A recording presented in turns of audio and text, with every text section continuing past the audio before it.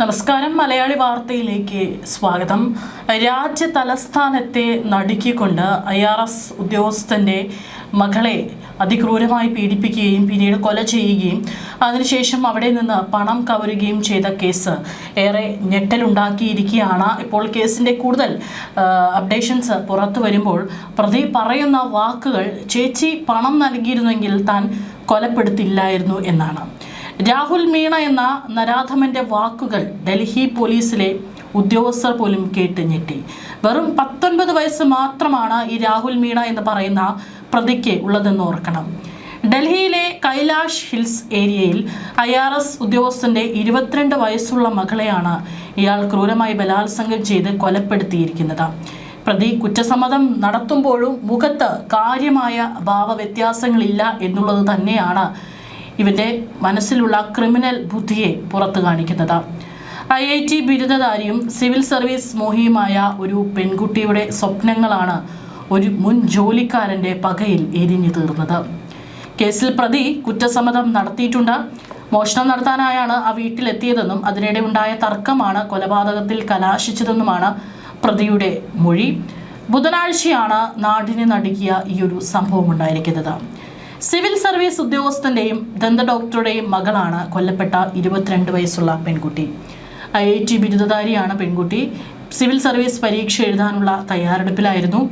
പെൺകുട്ടിയുടെ 25-കാരനായ സഹോദരൻ മുംബൈയിൽ ജോലി ചെയ്തു വരികയാണ്. ഈ പ്രതി മുൻപും ഈ വീട്ടിൽ ജോലി ചെയ്തിട്ടുള്ളതിനാൽ അവിടെയുള്ള അവരുടെ ദിനചര്യങ്ങളെല്ലാം തന്നെ കൃത്യമായി മനസ്സിലാക്കിയിട്ടുണ്ട്. അതുകൊണ്ട് തന്നെ രാവിലെ 8 മണിയോടെ ഈ പറയുന്ന കുടുംബനാഥനും അദ്ദേഹത്തിൻ്റെ ഭാര്യയും ജിമ്മിൽ പോകുമെന്ന് പ്രതിക്കറിയാം. രാവിലെ പോകും.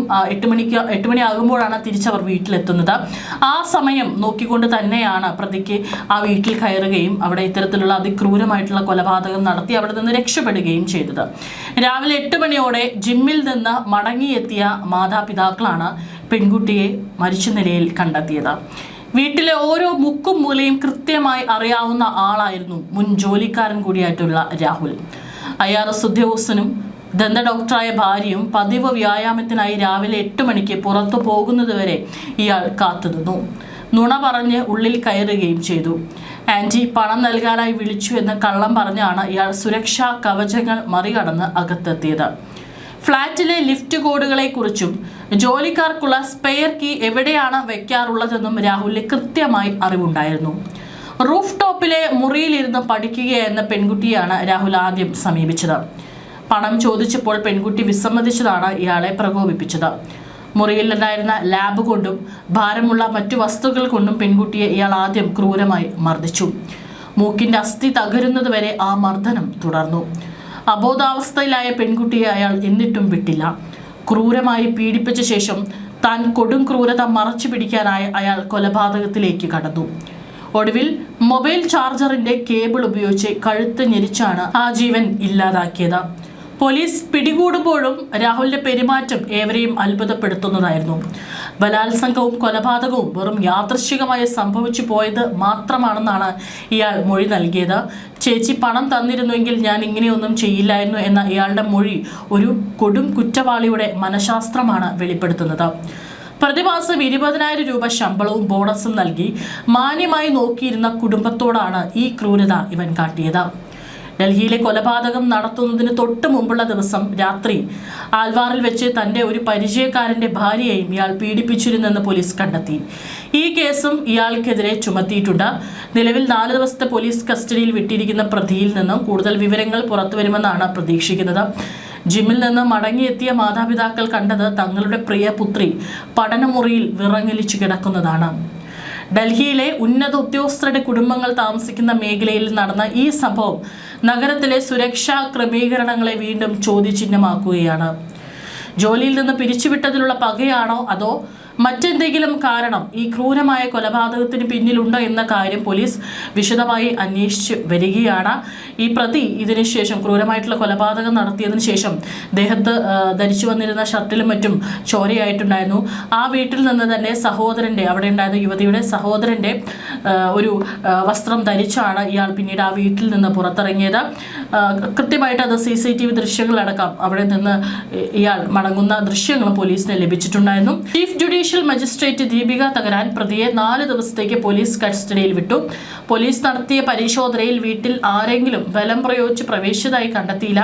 അതിനിടെ CCTV ദൃശ്യങ്ങളും ഏറെ നിർണായകമായിരുന്നു. പരിശോധിച്ചതോടെയാണ് രാഹുൽ വീട്ടിൽ നിന്ന് ഇറങ്ങിപ്പോകുന്നത് ദൃശ്യങ്ങളിൽ പോലീസ് കണ്ടത്. പിന്നീടാണ് പോലീസ് അതിൽ ധരിച്ചിട്ടുള്ള വസ്ത്രത്തിൻ്റെയൊക്കെ തന്നെ അടിസ്ഥാനത്തിൽ പ്രതിക്കായി വ്യാപകമായ തിരച്ചിൽ നടത്തുകയും ദ്വാരകയിലെ ഹോട്ടലിൽ ഒളിവിൽ കഴിയുകയെന്ന പ്രതിയെ കസ്റ്റഡിയിൽ എടുക്കുകയുമായിരുന്നു. ചോദ്യം ചെയ്യലിൽ പ്രതി കുറ്റം സമ്മതിച്ചിട്ടുണ്ട്. പ്രതി പലപ്പോഴായിട്ട് ഇവിടെ ജോലി ചെയ്തിരുന്ന സമയത്തും ഓൺലൈൻ ഗെയിമുകൾക്ക് അടിമയായിരുന്നു. വീട്ടിലെ മറ്റു ജോലിക്കാരിൽ നിന്ന് സ്ഥിരമായി പണം കടം വാങ്ങിയിരുന്നു. സമീപത്തെ മറ്റു വീടുകളിലെ ജോലിക്കാരിൽ നിന്നും ഇയാൾ വായ്പ വാങ്ങിയിരുന്നു.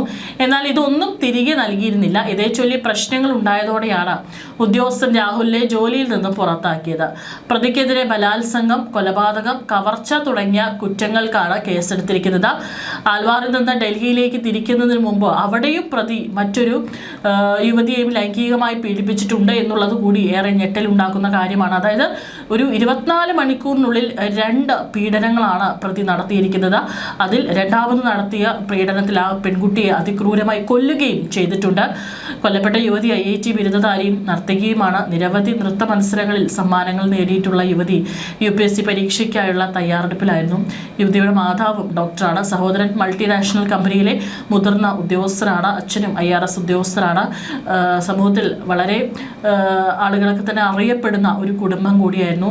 അവർക്ക് ഈ ഒരു അവസ്ഥ വന്നതും ഡൽഹിയിലെ ഇത്തരത്തിൽ ഉന്നതർ താമസിക്കുന്ന ഈ ഒരു മേഖലയിലെ സുരക്ഷയെ കൂടി ചോദ്യം ചെയ്യപ്പെടുകയാണ്. ഏതായാലും പ്രതിയെ വളരെ വേഗത്തിൽ പിടികൂടാൻ സാധിച്ചത് കൃത്യമായിട്ട് ഈ പറയുന്ന മാതാപിതാക്കൾ ഇത്ര സമയത്തിനുള്ളിൽ മടങ്ങി വന്നതും തങ്ങളുടെ മകൾക്ക് ഈ ഒരു അവസ്ഥ വന്നത് അവർ കണ്ടതും പോലീസിനെ വേഗത്തിൽ അറിയിക്കാൻ സാധിച്ചതുമാണ് പ്രതിയെ ഇവിടെ നിന്ന് മറ്റുള്ള സ്ഥലത്തേക്ക് ഒളിവിൽ പോകുന്നതിനുള്ള എല്ലാ തടസ്സങ്ങളും സൃഷ്ടിക്കാനായിട്ട് സാധിക്കുകയും പ്രതിയെ വേഗത്തിൽ തന്നെ കസ്റ്റഡിയിൽ എടുക്കാനും പോലീസിനെ കൊണ്ട് സാധിച്ചത്.